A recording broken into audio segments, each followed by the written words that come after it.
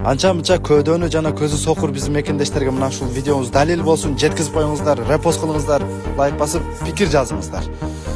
Жыртык диванда жатып алып сындап коюш бардыгын эле колунан келе берет да. Анан иштеп аткан кишини деле тынч койбодуңар. Ушу жеди, жутту, кокуй, мынтты, качты деп элечи бир жолу эле болгон экенсиңер да. Мамлекетке өзү күйөсүңөрбү, күйөбү же бир гана урматтуу президентибиз Садыр Нуркожоевичке керекпи мамлекет? Мамлекет баарыбыздыкы. Салым кошойлу. Болду го дейм, 30 жылдан бери кайма айтыштык, эшмат ташмат болду, сайма-сай коолаштык, жетет го дейм. Мына ушул видеолорубуз далил, көргүлө мынакей, канча транспорт, жолдор, кен байлыктар казылып атат.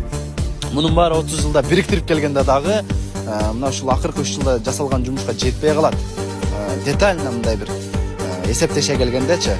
Ошон үчүн сенин тарапташың, менин тарапташым деген четке кагайлы дагы болгон ушул биздин баракчадан чыккан ушундай ушул сыяктуу видео материалдарды элге бөлүшүп, жакшы пикир жазып коюңуз. Болду ошол. Ошол гана талап.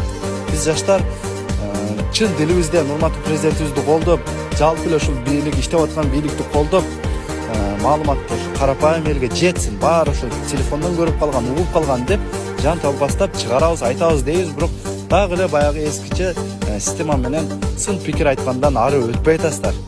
Айтайын дегеним, жакшы жак ойлонойлу, жакшы ниет максат кылайлы, дуа кылайлы. Ассаламу алейкум.